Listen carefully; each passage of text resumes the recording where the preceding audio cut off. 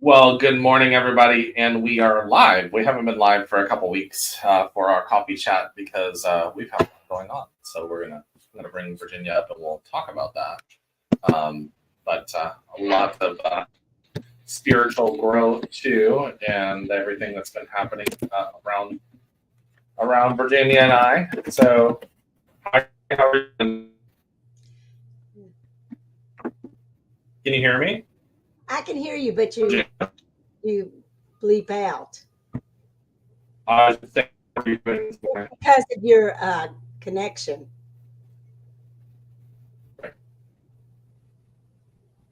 Can you? I can't. I don't hear Yeah, you. I'm doing.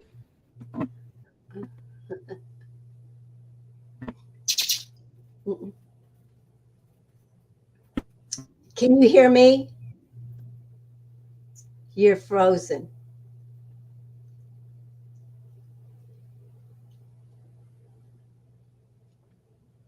Mm-mm. We're live. I don't know. We are live. Yeah, but you're in and out. Yeah, We were talking about. I mean, I wanted you to talk to him. Can you hear it now? Can you? Yeah, there you go. You're back. yeah, I can hear you the whole time. Okay. Uh, Now, I think people need to start really looking at all of this because you and I were talking about it. They need to look up trust, what a trust is, how it works, and look at the Aladal entitle because we don't have one of those. They took them out in Kentucky because I called a real estate attorney because I wanted to know how to do that, and he said we left that out a long time ago. That's a Middle Ages law. I thought it should never been taken off the books because it was a law, but they did. You can put anything in a trust. Now this is a different title for my property. I wanted to do a Aladol title, and that's for my car, for everything, because you can go down. But in Kentucky, they don't acknowledge it. They don't bring it forward. So because I called the real estate agent, and he was a property, and he said, and he was a friend of mine because I went to high school with him, and he said, Jenny, we don't do that. I said, why don't we do that? Why are they saying they can do that in Arizona and California and everything? He said, because we knocked it out of our bill. And I thought, oh, Oh, okay. because I know in Florida, because my friend Pat has some of her property. It's all in a trust, and, Yes. and it's all for her grandkids. Yeah. So Because basically, nobody can pull out of the trust. right? I mean, you Yeah, have an authority to pull out the trust, but you have to go through a lot of little moments to get it out.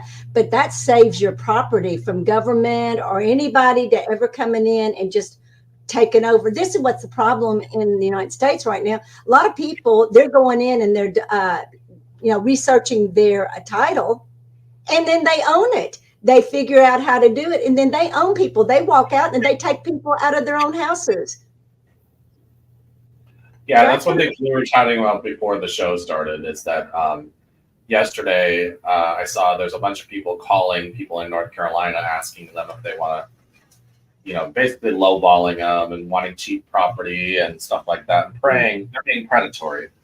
Yeah, very During this much. time when people are just trying to figure out their lives. But I mean, but I also want to chat about some things for people that don't live in these states for natural disasters and social media and what social media can actually do. It has a positive, obviously, because we can connect to people around the world. Mhm. Um, but it also has a negative because, during the hurricanes, I saw a lot of nastiness that Did happened. you really? Ooh, Oh okay. yeah, a lot of horrible things where people, we're suffering in Florida from, um, Hoarding. the whatever's going on, and then Well, we they have to. did a lot of hoarding of gasoline, didn't they? That's why they gas and everything. Well, no, that wasn't what was happening. That's Okay. I mean that's I want to tell everybody to stop watching the news. I mean, literally, just stop watching the Literally. news. And if Yeah. you don't live in Florida,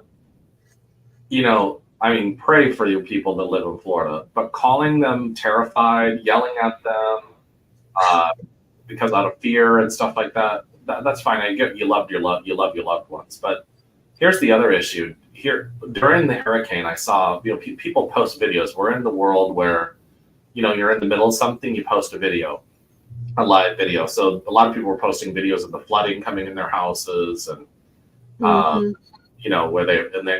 people are saying things. Well, you should have evacuated like you were told, and that kind of stuff. And I thought to myself, the Helene came at us, and nobody expected it. And it's how surging happens is all the water gets sucked out of all the rivers and the lakes and the canals out into the area where the ocean's at when a hurricane happens.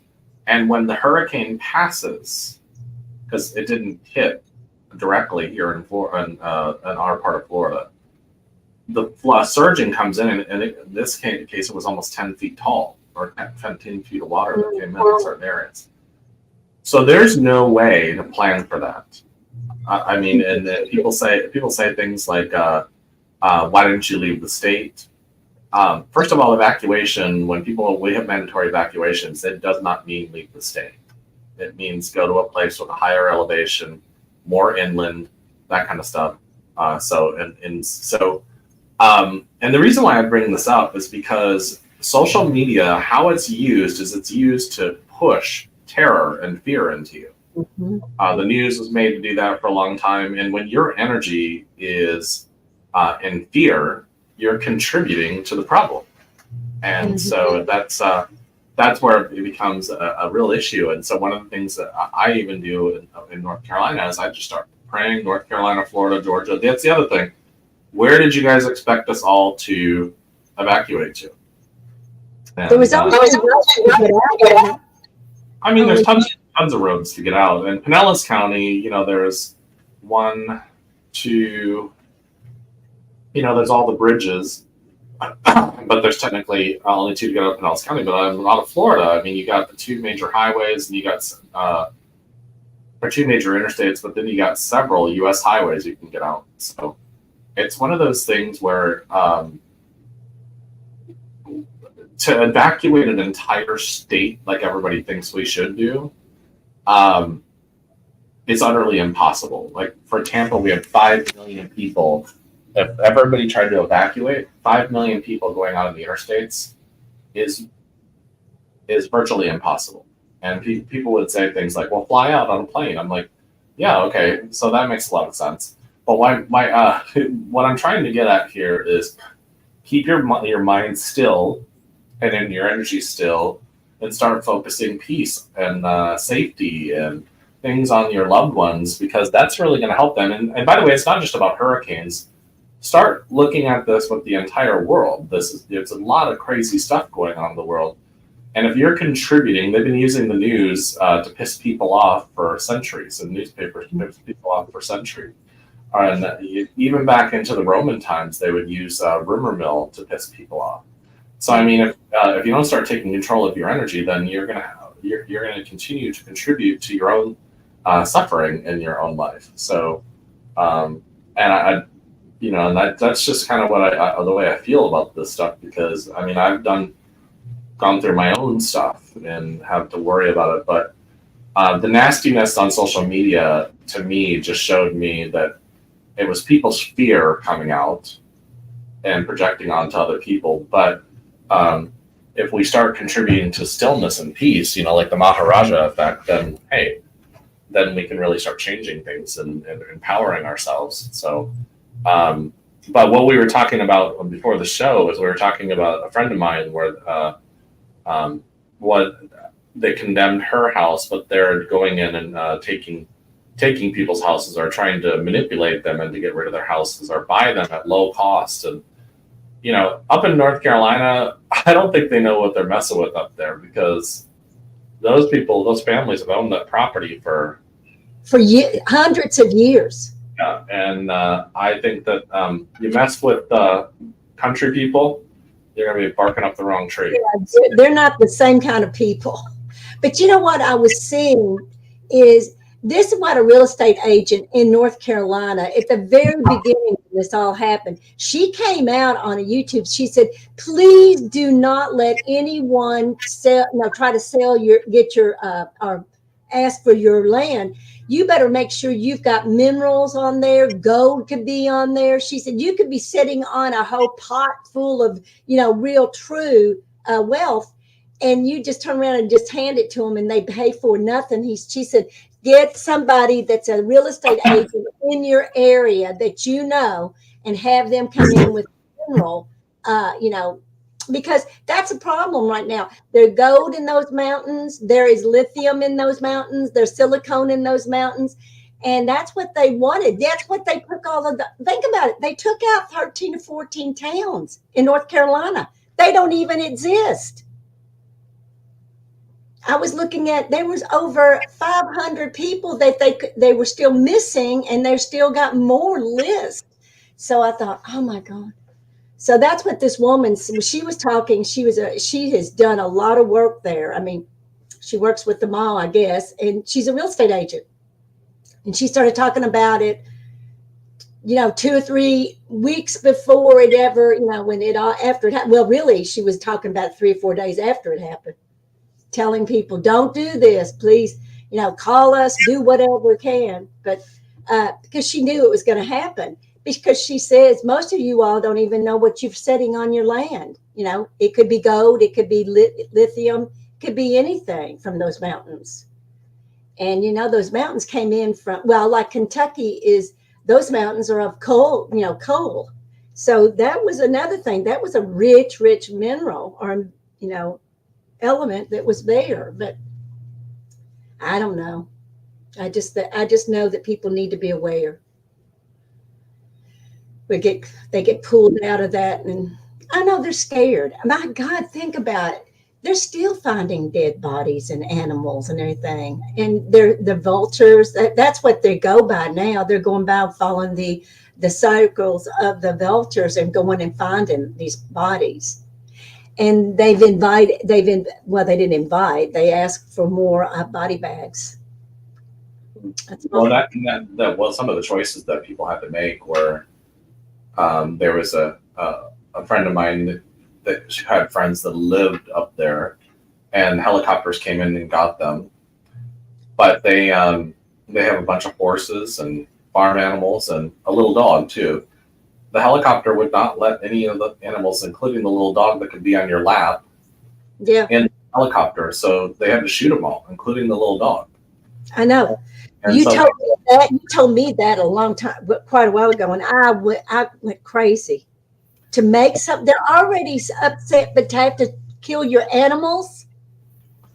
Yeah, and then some people. So I've told that to a couple other people, and they got angry. I would never kill my animal. I'm like, okay, so you've got your family sitting there, and you've got a choice between staying there and starving to death with your family, and then if you leave those animals alive, they're going to die from starvation. So what do you think is a more humane way to take care of it? And that is a big dilemma. That is a dilemma. Yeah. And I think I would try them going and letting them go wild.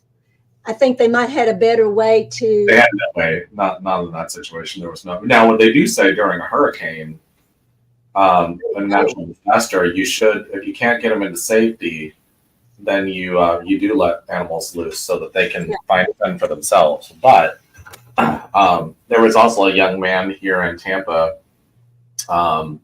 He was 23 years old. He had taken his somehow. So there was a reason why he couldn't take his dog where it was going, or something along those lines. And so he took the dog to a shelter, and the shelter wouldn't help him. Nobody would help him. He spent a couple days, trying to prepare to help us, to take his dog somewhere where it would be safe. Now, so out of fear, 23 years old, he tied his dog to a pole, and a Florida Highway patrolman saw it and rescued it. Now they're trying this young man and want to put him in prison up to 5 years. And I'm like, I get it. That's an awful thing. The dog was saved. And then, but but he did try to go to shelters and get help. And so, and he did try to reach out to the government to help him, and none of them would help him. So, I mean, it's one of those things where, and then, people have all kinds of opinions. Well, then I would have stayed with my dog. I'm like, you have no idea what it's like when somebody's in fear, when it comes to that kind of stuff. And so that's really what I would like to get out of this world, is the level of judgment and assholism. Yeah, fear.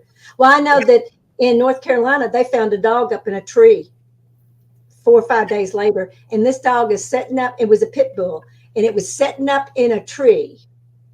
And they had to go get a ladder to get it out. But it was pretty amazing because all of the workers, they cheered when they got the dog down, because they never thought a dog would be up in a tree.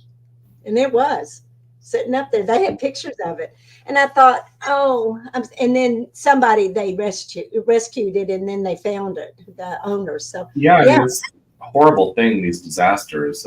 But that's one thing that I was bringing me up in a meditation last night. I was so deep in, and I was looking at this, and they were showing, what they've been showing me for a few years is this feeling of fear and what it feels like inside. And so I know people are going to sit there and say, well, of course we know what fear feels like. And I'm like, no, I'm talking about at such a deep level. Yeah. That and I'll kind of give you an example. When I went to, I've had this for a while, but in 2018, I went to the memorial, the 9/11 memorial. And anytime I feel anything that's full of fear or what people would deem as evil or bad or negative or whatever you want to call it, it feels like static running up my leg. It's very staticky. And so the past few years, what it's been trying to show me is, our spirit's been trying to show me is, go down into your body where you can feel that staticky energy. Yeah. And you're kind of, you use like breathing to do that. So as I get deeper in, I'll feel the staticky, but at the core of where that static is at, it's almost solid. It's like a solid ball of energy, and it's hard to get into it. But you have to keep on loving on it and peeling back the layers until it starts to melt, in a sense. Yeah. And so, and how do you get it to melt? You get it to melt with love. And love is more flowing and more fluid and that kind of stuff. Not the I'm going to love you romance love, but that can be the beginning stages of melting things away. But it's the really deep love. So when you get to the core of where that's at, the static stops being staticky. It starts going into flow. So, anyways, it really comes down to the old saying, love or fear. Who do you serve, love or fear? Mm-hmm. But once you get in there and start melting that, you really start to understand what that is. And that's what they're using they did it with 9/11, where they showed us this over and over and over and over and over. Yeah. Until we also start, our mind will start trying to do things to numb itself to that. Mm-hmm. And because it doesn't, it can only handle, the ego can only handle so much. And the ego is there to protect you. That's why it says, don't go in front of a moving train, that's going to hurt you. But it also says when trauma happens, it helps if you try to disassociate yourself from the fear or the pain, well, the fear and the pain is still there. And so, and then that program is running inside of you. So we're full of trauma. Now we just had natural disasters. People are looking for explanations and that kind of stuff. But more importantly, what it's doing is it's feeding that fear that they've been building in us. For as long as I've been alive, some people say really strongly in the last 5 years, but I think they've really been doing it for probably the last 20. Well, honestly, I can't think of the time. The Challenger, that happened. Libya, when Reagan bombed Libya. Libya. And Somalia with Clinton. And all that kind of stuff. And then they charge us up with their patriotic speeches. World War II, World War I, all of that was done by that. So as you start to see this, then there's a sense of pride and we're strong and nobody's going to take us down. But what if we started looking at things with love? And this is what Spirit showed me last night. Love sometimes does mean holding people accountable, and it may sometimes mean we stand up and say, no, you're not going to do that. Absolutely. And that may even be one country to another. It doesn't mean we're weak. Love does not mean you're weak. What love means is that you're not doing it out of greedy intentions or what's not in flow with the highest and best good. And so that's where they were showing me like that. So serving fear or love, are you doing it out of fear because you want to gain more so that you can feel more secure about yourself, to mask over your fear that you've already had? Or are you doing it out of love because you're empowered and you know that everything's taken care of? Right. And that's kind of what they were showing me last night, is that you can start healing and raising your frequency, as everybody wants to do, by serving love. So, but not love and light, because you can't get to that way of understanding unless you dig through the shadow. Yep. So you got to do shadow work. I did shadow work for years and years and taught it for years and years. I was doing shadow work before I was ever doing light work. Yeah. So, yeah. You got to have to see both sides, because those are both sides. I know. But no, because I've done all this research, and then when you start seeing it really happening, like I still can't wrap around my mind in North Carolina a 30-foot wave coming in there. And I mean, some of these people were living on mountains, man. I mean, you got it. And then they got hit with the the mudslides, as well as the slamming into. I can't imagine. And to take out those bridges the way they did, I mean, whew, those things. And here in Florida, after Milton, we still have flooding happening. I know you said that.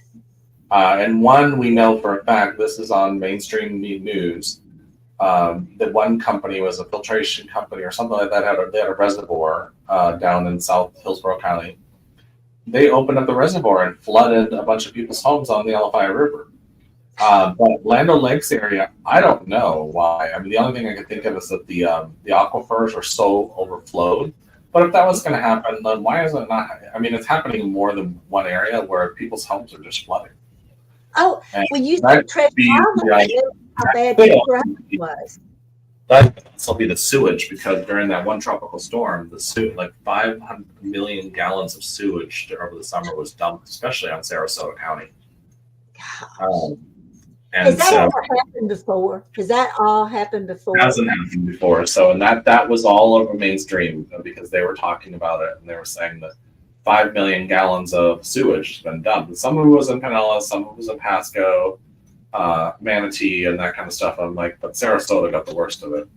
Yeah. There's like 2.8 million gallons of sewage dumped into the water. So this one area got flooded. I mean, completely flooded. And people's houses got destroyed. And they're like, I just had this house built a year ago, and now it's gone. And the other thing that's interesting is some auto insurance doesn't have flood insurance. So if your car got destroyed during one of these hurricanes, cars aren't being replaced or paid for.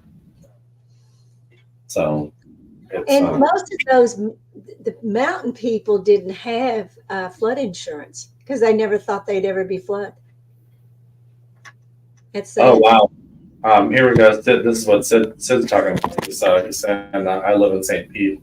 My bathtub filled up with brown sewage water, super nasty. That's awful. I mean, it's just one of those things.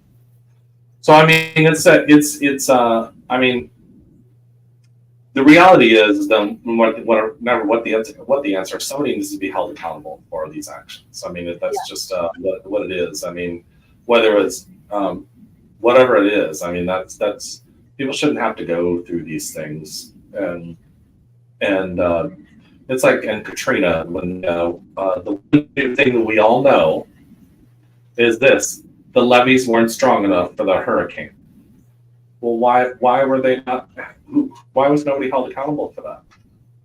And they weren't, were they? Same thing in New Orleans. Same identical thing. No, I'm talking about New Orleans with Katrina. So. God, I know that. I mean, I was horrified by that. But the thing is that I was listening to this guy about the mangroves. He said, this is why we have mangroves, because those mangroves, when they are growing, they keep those high floods or the waves coming in. They break them down from the mangroves. And he said, they're trying to get rid of the mangroves. He said, they should never get rid of those. Those are what's protected our state. Yeah, and a lot of in Florida, a lot of like around the rivers, especially in Newport Richey, where I was living, that where my building was in downtown Newport Richey, there used to be mangroves there, and they cleared those out to build those apartments. And I'm like, And that's why you a are. lot of people, the residents, they did that so they could build seawalls and boat docks and stuff like that. I'm like, I mean, I like all your boat docks; they're really cool. But um, first of all, mangroves are a natural.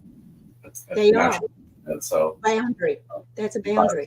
Natural boundary. yeah, it's crazy the things that happened over the last few years, and I think our few weeks. I mean, it's not a lot has gotten done for me. I mean, as far as like business wise, just because I've been back and forth taking care of some helping other people with their animals and their houses and stuff like that, which is a good thing. I love, but it's in a sense, it really helped me understand myself too.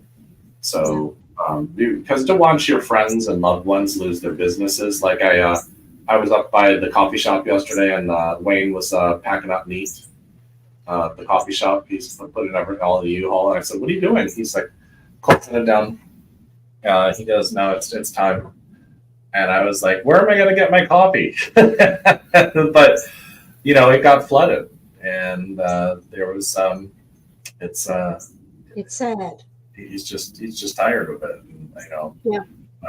But a lot of businesses are back up and running, and it's a one of the things I would do also want to say is that when you're watching non-mainstream media, like people that are on their YouTubes and stuff like that, I'm not going to say that they don't have good intentions, but one of the things you want to do is if you know somebody in an area, call them first. Yeah. I mean, because a lot of times things are based on people's perceptions. I'll give you an example. This last hurricane, somebody was telling a friend of mine that it was such a lame storm. It wasn't that big a deal, Milton. Well, because of the area that they were in. Yeah. The area they're in didn't get hit very hard. Well, so of course, yeah, you're going to think that. But then when you start driving around and you see massive trees down and billboards, I mean, those big, massive billboards that are, I've seen several of them just leaned over because the cement slab that the big pole sits in was ripped out of the ground and laying down on the side. I mean, so that was a very powerful hurricane. And to drive down Dale Mabry in Tampa to see a Kentucky Fried Chicken parking lot completely flooded and inside the building. I mean, it's wow. Has that ever happened before? Has any of the other ones done that before? I mean, yes. I mean, it's not flooding, but not like this. Did you? Oh yeah, Irma was like. I would say now the gas. Let's talk about the gas. What really the big thing here was all the resources. So the port of Tampa supplies gas for a good majority of Florida, and the power went out. It took them a good, a day and a half, almost 2 days to get them back up and running.